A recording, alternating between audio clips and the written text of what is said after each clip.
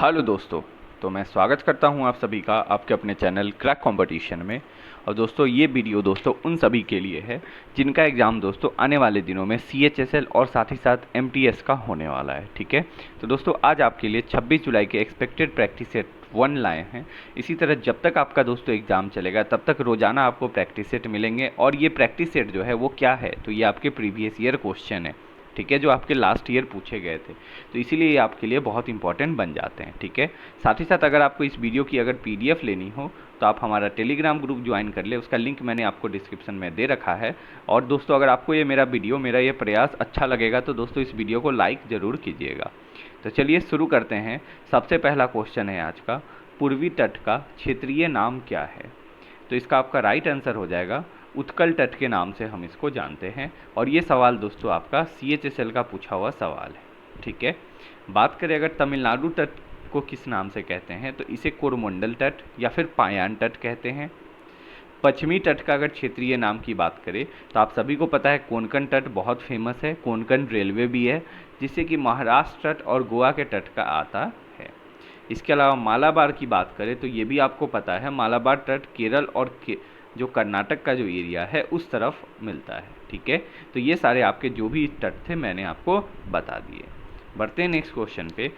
अनुच्छेद 50 किससे संबंधित है? तो अनुच्छेद 50 की बात करें तो ये बात करता है कार्यपालिका से न्यायपालिका का पृथक्करण। ओके, इसके अलावा अगर अनुच्छेद 51 की बात करें तो ये कहता है अंतर्राष्ट्रीय शांति और सुरक्षा को बढ़ावा देना के बारे में। ओके, अनुच्छेद 45 कहता है राज्य के बच्चों को मुफ्त और अनिवार्य शिक्षा प्रदान करता है। अनुच्छेद 44 समान नागरिक संहिता, अभी दोस्तों बहुत ये चल रहा है तो ये सवाल आपसे पूछ सकता है। और दोस्तों कौन से राज्य में समान नागरिक संहिता लागू है, तो गोवा में है। बट क्या भारत सरकार ने लागू किया था? तो नहीं, ये भारत सरकार ने लागू नहीं किया था। यहाँ जो पोर्टुगीज जब आए थे तो उन्होंने जो है यहाँ लागू किया था और तब से जो है ये गोवा के अंदर लागू है। अनुच्छेद 40 की बात करें तो ये कहता है ग्राम पंचायत के संगठन से संबंधित, और ये किस संशोधन के द्वारा हमारे संविधान में डाला गया? तो अनुच्छेद 73वें संविधान संशोधन के द्वारा जो है आपको ग्राम पंचायत के संगठन के बारे में बात करी गई है। ठीक है, फिर अनुच्छेद 43B की बात करें तो ये कहता है सहकारियों समिति के संवर्धन से संबंधित है। ठीक है, तो आशा करते हैं कि आपको ये सारा समझ आ गया होगा। इसके अलावा ये सारे अनुच्छेद किससे संबंधित है? तो DPSP से है। और DPSP कहाँ के संविधान से लिया गया है? तो आयरलैंड के संविधान से लिया गया है। ठीक है, चलो बढ़ते हैं नेक्स्ट क्वेश्चन पे। बाबर का शासनकाल कब से कब तक रहा था? तो बाबर का जो शासनकाल है वो 1526 से लेकर 1530 तक रहा था। और बाबर ही वो है जो कि मुगल वंश का संस्थापक था, जैसा कि आप सभी को पता है। ठीक है, बात करें बाबर के कुछ फेमस युद्ध के बारे में, तो पहला युद्ध है आपका 1526 का युद्ध। क्या? तो पानीपत का युद्ध कब हुआ? तो 1526 में। फिर पूछेगा किसके बीच हुआ? तो बाबर और इब्राहिम लोदी, जिसमें बाबर की जीत हुई। 1527 खानवा का युद्ध राणा सांगा के साथ। 1528 चंदेरी का युद्ध मेदिनी राय के साथ। और 1529 घाघरा का युद्ध अफगानों के विरुद्ध। तो ये चारों के चारों युद्ध आपको जो है ध्यान रखना है। और यहाँ एक चीज़ कंफ्यूज होने की बात नहीं है, पानीपत का अगर दूसरा युद्ध पूछे तो आपको कंफ्यूज नहीं होना है, वो बाबर के बीच नहीं था, वो अकबर और हेमू के बीच था। तो आपको इस बात को बिल्कुल ध्यान रखना है कि सिर्फ पहला जो पानीपत का युद्ध था वही बाबर और इब्राहिम लोदी के बीच हुआ है। नेक्स्ट क्वेश्चन, भारत की सबसे ऊंची शिखर चोटी कौन सी है? तो राइट आंसर आपका हो जाएगा कंचनजंगा चोटी भारत की सबसे ऊंची है। वही ये पूरे विश्व में बात करें तो विश्व में तीसरे नंबर पे इसका स्थान आता है। ठीक है, पहले स्थान पे कौन है? तो आपका आंसर हो जाएगा माउंट एवरेस्ट। ओके, इसके अलावा बात करें दोस्तों तो जो दक्षिण भारत की सबसे ऊंची चोटी अगर आपसे पेपर में पूछे तो आपका राइट आंसर होगा अन्नाईमुडी। क्या हो जाएगा? अन्नाईमुडी बिल्कुल करेक्ट आंसर हो जाएगा। वही अगर Aravalli range, it means Aravalli जो रेंज है उसकी अगर सबसे ऊंची चोटी पूछे तो गुरु शिखर हो जाएगा, जिसमें अरावली रेंज जो है इसे सबसे पुरानी पर्वत श्रृंखलाओं में एक माना जाता है। वही जो हिमालय जो है हमारा, ये नवीन पर्वत श्रृंखलाओं के अंतर्गत आता है। ओके, चलो बढ़ते हैं नेक्स्ट क्वेश्चन पे। फेलोशिप योजना किस राज्य सरकार द्वारा शुरू किया गया? तो राइट आंसर आपका हो जाएगा उत्तर प्रदेश सरकार के द्वारा। और ये भी सवाल आपका CHSL में पूछा गया है लास्ट ईयर ही। नेक्स्ट क्वेश्चन, भारत के राष्ट्रमंडल विधेयक 1925 को कितने मौलिक अधिकार की मांग की गई थी? तो राइट आंसर आपका हो जाएगा कुल 7 मौलिक अधिकार की मांग की गई थी। बट किसके द्वारा जो है ये विधेयक तैयार किया गया था? तो ये जो है 1925 में एनी बेसेंट के द्वारा जो है इसे तैयार किया गया था। तो आपको ये भी नाम ध्यान रखना है, बहुत इंपॉर्टेंट है। नेक्स्ट क्वेश्चन, अंडर 19 विश्व कप 2022 में भारत ने किस टीम को हराकर खिताब जीता था? तो जो विश्व कप 2022 में हुआ है अंडर 19, उसमें जो है इंग्लैंड को हराकर भारत ने जीता। तो विजेता भारत रहा और उप विजेता कौन? तो इंग्लैंड। ठीक है, भारत ने इससे पहले जो है 4 बार और जीत चुका है ये ट्रॉफी। कब? तो 2000, 2008, 2012 और 2018। ओके, इसके अलावा बात करें तो दोस्तों राज अंगद बाबा नाम के एक प्लेयर हैं, बहुत इंपॉर्टेंट है ये। क्यों? क्योंकि प्लेयर ऑफ द मैच किसे दिया गया? तो राज अंगद बाबा को दिया गया। ठीक है, ये आपको ध्यान रखना है। नेक्स्ट क्वेश्चन, राष्ट्रीय सांख्यिकी आयोग की स्थापना किस वर्ष करी गई थी? तो राइट आंसर रहेगा आपका 1 जून 2005 को करी गई थी। और किस योजना या फिर किस आयोग की सिफारिश पर की गई थी? तो रंगराजन आयोग की सिफारिश पर जो है इसकी स्थापना करी गई थी। वर्तमान में अध्यक्ष कौन है राष्ट्रीय सांख्यिकी आयोग के? नेशनल स्टैटिस्टिकल कमीशन के। तो आपका राइट आंसर हो जाएगा प्रोफेसर बिमल कुमार रॉय। उप महानिदेशक कौन है? तो श्रीमती वंदना मारवा। और इसके डायरेक्टर कौन हैं? तो श्री श्रीकांत काले। तो एक आपसे निदेशक पूछ सकता है और एक इसके अध्यक्ष पूछ सकता है, तो ये दोनों आपको ध्यान रखना है। नेक्स्ट क्वेश्चन, ठोस का गैस में परिवर्तन जो है वो क्या कहलाता है? तो जब ठोस से डायरेक्ट गैस में कोई परिवर्तन होता है तो उसे हम लोग सब्लिमेशन कहते हैं। ठीक है, जिसे ऊर्ध्वपातन के नाम से जाना जाता है। जैसे जो कैम्फर होता है, क्या होता है? कैम्फर, वो जो है डायरेक्ट सीधे चेंज हो जाता है आपका सॉलिड से गैस में। इसके अलावा अगर हम लोग बात करें दोस्तों तो 3 अवस्था होती है, एक ठोस अवस्था, एक तरल अवस्था यानी कि द्रव्य अवस्था और एक गैस अवस्था। अगर क्या होगा कि ठोस अवस्था से अगर तरल अवस्था में कोई बदलेगा तो उसे कहते हैं गलना। और अगर क्या होगा, तरल से अगर ठोस में बदलेगा तो उसे जरीकरण कहा जाता है। क्या कहा जाता है? जरीकरण कहा जाता है। ठीक है, इससे ज़्यादा इंपॉर्टेंट दोस्तों आपसे यहाँ पूछेगा कि सॉलिड से जो है आपका गैस में बदलना क्या कहलाएगा? तो ऊर्ध्वपतन। और गैस से अगर सॉलिड में अगर बदला जाए तो इसे कहते हैं निक्षेपण। ओके, फिर है आपका तरल, इट मीन्स लिक्विड से गैस में अगर बदले तो इसे कहते हैं आपका क्या कहते हैं? वाष्पीकरण कहते हैं। ठीक है, और गैस से अगर लिक्विड में अगर बदलेगा तो इसे कहते हैं संक्षेपण। ठीक है, तो ये सारे के सारे जो भी मैंने आपको 6 ये कराए हैं, 6 के 6 आपको ध्यान रखना है, सवाल इससे पूछा जाता है। ओके, और दोस्तों अगर आपको मेरा ये वीडियो यहाँ तक अच्छा लग रहा हो तो दोस्तों इस वीडियो को लाइक ज़रूर करें, अपने दोस्तों के बीच शेयर करें जिनका भी CHSL और MTS का एग्ज़ाम आने वाले दिनों में होने वाला है।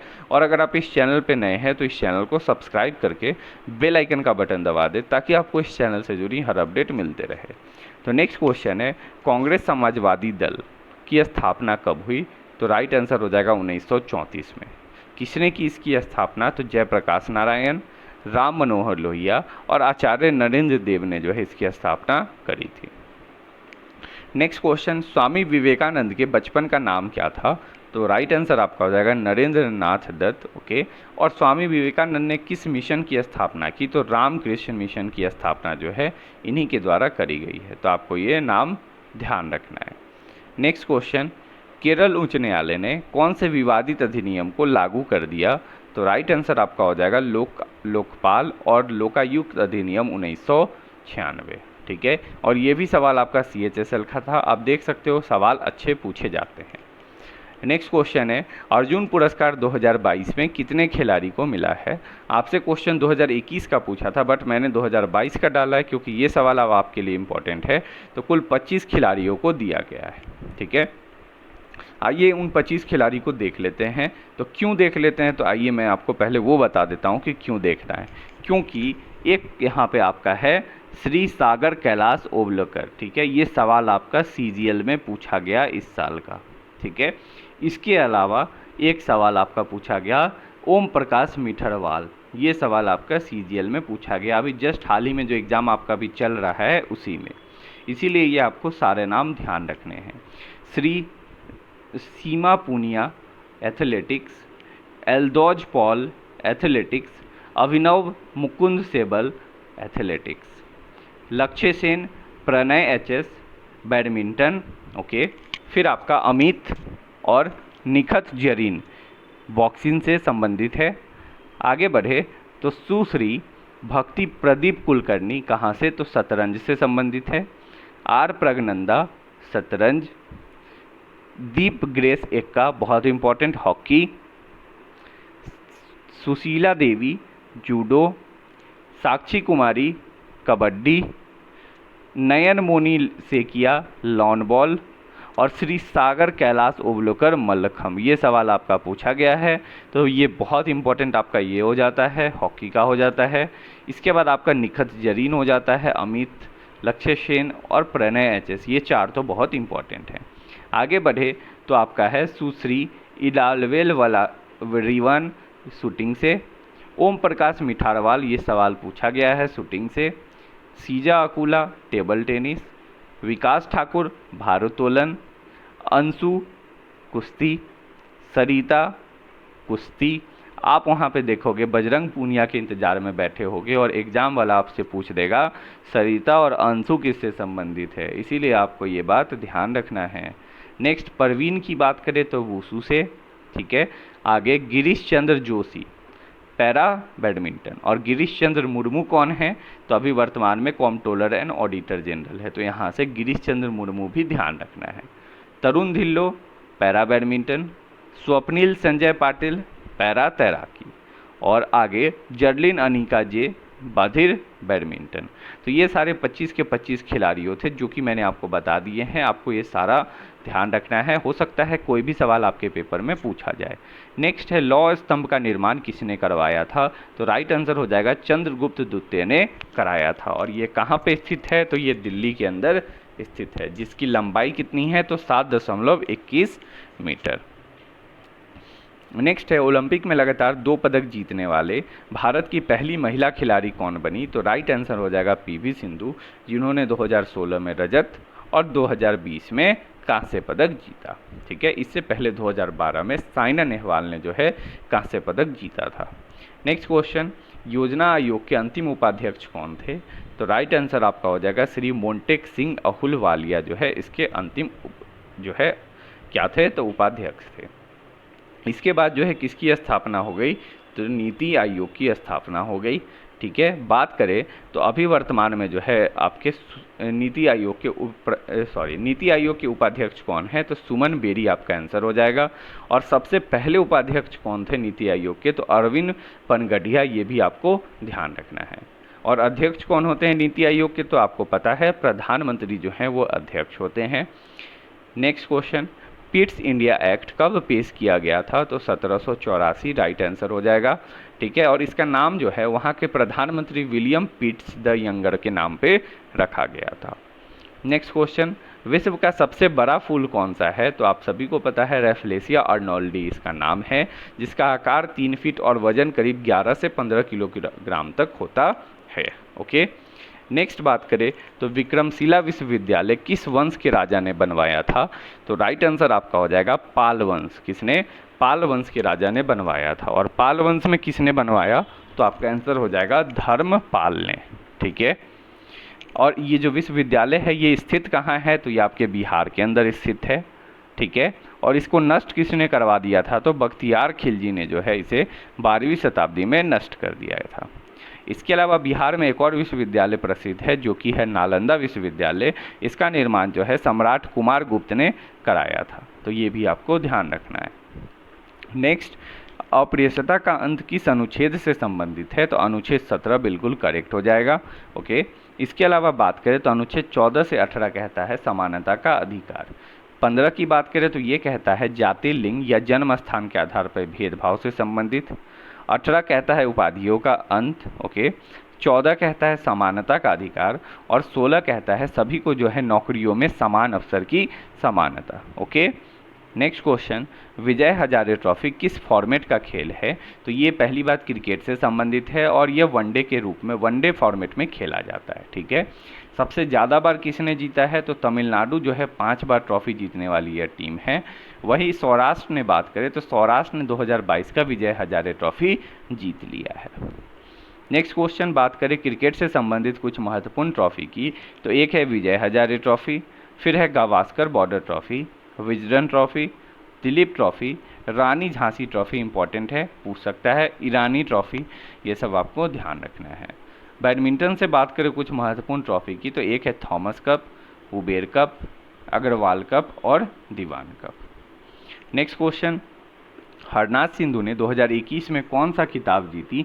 तो राइट आंसर हो जाएगा मिस यूनिवर्स का। ठीक है, इससे पहले भारत की तरफ से 2000 में किसने जीता था? तो लारा दत्ता ने। वही 2022 का मिस यूनिवर्स की बात करें तो कौन है? तो आर बोनी गैब्रियल, ये भी आपको नाम ध्यान रखना है। नेक्स्ट क्वेश्चन, जलदूत एप्लीकेशन क्या मापने के लिए लॉन्च किया गया था? तो ये गांव में जो गिरते जल स्तर है उसका पता लगाने के लिए। नेक्स्ट क्वेश्चन, सिंधु सभ्यता का पुरातात्विक स्थल दैमाबाद किस राज्य में स्थित है? तो राइट आंसर आपका हो जाएगा महाराष्ट्र में है। ओके, और इसकी खोज किसने की थी? तो बीपी बोपडिरकर ने करी थी। वही सिंधु घाटी सभ्यता का, हड़प्पा सभ्यता की खोज किसने की थी? हड़प्पा जो जगह है तो वो आपका हो जाएगा क्या? तो दयाराम सहनी ने। नेक्स्ट क्वेश्चन, भारत का पहला खारे पानी का लालटेन कौन सा लॉन्च किया है जो एलईडी लैंप को बिजली देने के लिए समुद्री जल का उपयोग करता है? तो राइट आंसर इसका हो जाएगा रोशनी। और इसे लॉन्च किसने किया? तो इसे लॉन्च जितेंद्र सिंह के द्वारा किया गया और ये अभी वर्तमान में क्या है? तो केंद्रीय पृथ्वी विज्ञान मंत्री हैं। नेक्स्ट क्वेश्चन, कालबेलिया नृत्य किस राज्य से संबंधित है? तो राइट आंसर आपका हो जाएगा राजस्थान और इसे जो है सपेरा नृत्य या फिर स्नेक चार्मर नृत्य के भी नाम से जाना जाता है। ठीक है, नेक्स्ट है महाराष्ट्र के कुछ प्रसिद्ध नृत्य की बात करें तो एक है लावनी, धनगरी नृत्य, लोक नृत्य, कोली नृत्य और तमाशा। केरल के नृत्य की बात करें तो कथकली, मोहिनीअट्टम, कलारीपट्टू। ओके, गुजरात की बात करें तो डांडिया, गरबा, टिप्पणी और पधार, ये सारे डांस जो हैं फेमस हैं। नेक्स्ट है जापानी फार्मूला 1 ग्रैंड प्रिक्स 2022 किसने जीता?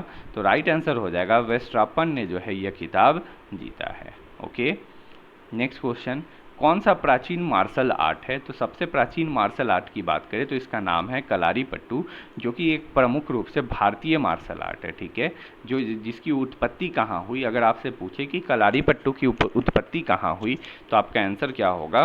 केरल। ओके, नेक्स्ट क्वेश्चन, एक गेंद में 3000 इकाई संवेग है। ठीक है, अगर वेग को दुगना कर दिया जाए तो गेंद का नया संवेग क्या होगा? तो अगर वेग को अगर हम लोग दुगना करेंगे तो संवेग जो है वो कितना बढ़ जाता है? तो वो 4 गुना बढ़ जाता है। क्या होगा? सॉरी, यदि वेग को दुगना कर देंगे तो संवेग दुगना हो जाएगा और गतिज ऊर्जा जो है वो 4 गुना बढ़ जाती है। ये भी आपका जो है CHSL का सवाल है लास्ट ईयर का 2022 का। नेक्स्ट क्वेश्चन, आयुष्मान भारत योजना की शुरुआत कब की गई? तो 23 सितंबर 2018 को। कहाँ से अगर शुरुआत हुई ये पूछे तो रांची झारखंड से इसकी शुरुआत हुई थी। आयुष्मान भारत योजना के वर्तमान में CEO कौन है? तो इंदु भूषण आपका राइट आंसर हो जाएगा। ओके, नेक्स्ट क्वेश्चन, तो दोस्तों ये सारे क्वेश्चन जो हैं करीब इसमें मैंने 50 क्वेश्चन के आसपास मैंने आपको कराए हैं। इसके अलावा दोस्तों जब तक आपका एग्जाम चलेगा आपको प्रत्येक दिन ऐसे ही आपको सेट प्रैक्टिस मिलेंगे। ठीक है, तो आई होप आपको ये मेरा वीडियो अच्छा लगा होगा। अगर ये वीडियो अच्छा लगा है तो इस वीडियो को लाइक करें, अपने दोस्तों के बीच शेयर कर दें और अगर आप इस चैनल पर नए हैं तो इस चैनल को सब्सक्राइब करके बेल आइकन का बटन जरूर दबा दें। तो चलिए मिलते हैं फिर ऐसे ही नेक्स्ट वीडियो में। इस वीडियो को देखने के लिए थैंक यू।